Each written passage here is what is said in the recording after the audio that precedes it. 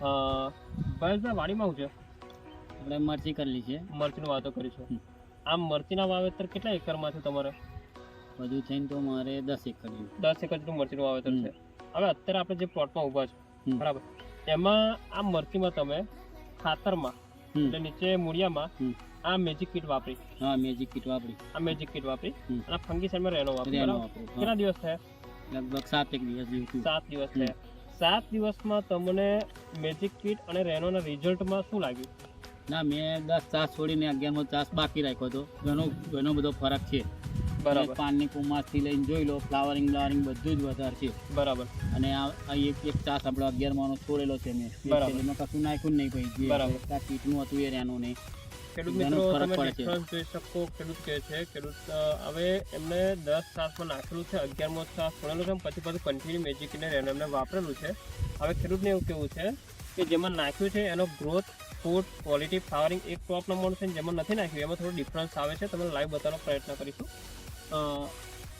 જો આ મરચીની ફ્રેશનેસ જુઓ, એની કુમાશ જુઓ, એના ફ્રૂટની શાઇનિંગ ક્વોલિટી તમે જોઈ શકો. હજુ શરૂઆતની મરચી છે જો, બરાબર છે. એનો ગ્રોથ જોઈ શકો, નેચરલ ગ્રોથ જોઈ શકો તમે, પ્લસ એની ક્વોલિટી શાઇનિંગ તમે જોઈ શકો. હવે ભાઈ આ ચામાં આપણે નથી વાપર્યા ને? હા, આ ચાસમાં આપણે નથી વાપર્યું. આ ચાસમાં નથી વાપર્યું. જે નથી વાપર્યું એનો ડિફરન્સ તમે જોઈ શકો. એની શાખાઓ પ્લસ કે એની ફૂટ ગ્રોથ આખી અલગ પડે છે. પ્લસ કે થોડો ફિટનેસવાળા પ્લાન્ટ છે, તમે જોઈ શકો. પીરા સ્પર્ધા પ્લાન્ટ છે. ઓકે,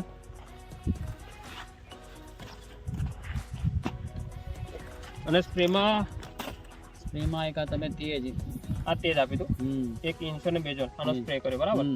હવે અત્યારે તમે જે આ મેજિક ને સ્પ્રેના રિઝલ્ટ તમે લીધા, તો જે ખેડૂતે મરચી બનાવી છે એમને તમે શું સંદેશો આપશો? વાપરવું જોઈએ. ઘણી સારી પ્રોડક્ટ છે.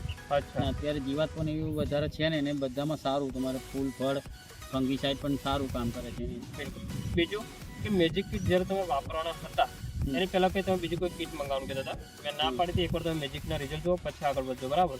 તો એની સરખામણીમાં ના, ઘણી સારી. એ તો ઘણી સારી. ખર્ચાથી લઈને તો બધા ખર્ચા તો 4/4 ભાગનો ખર્ચો છે. બરાબર છે. કદાચ આપણે એક જ સેન્દ્રીય ઉમેરીએ તો અત્યારે કુંકુવારી તો 225 રૂપિયા વધે વીંગે. બિલકુલ બિલકુલ બિલકુલ. બહુ ઘણું સારા રિઝલ્ટ છે એવું સમજો તમે. બિલકુલ બિલકુલ બિલકુલ.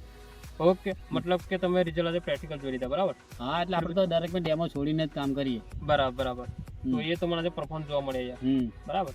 હવે તમે બીજી મરચીમાં બી આજે મેજિક કીટ વાપરવાનો છો તે આગળ બી? હા, બરાબર. ઓકે ખેડૂત મિત્રો, જય હિન્દ, જય ભારત.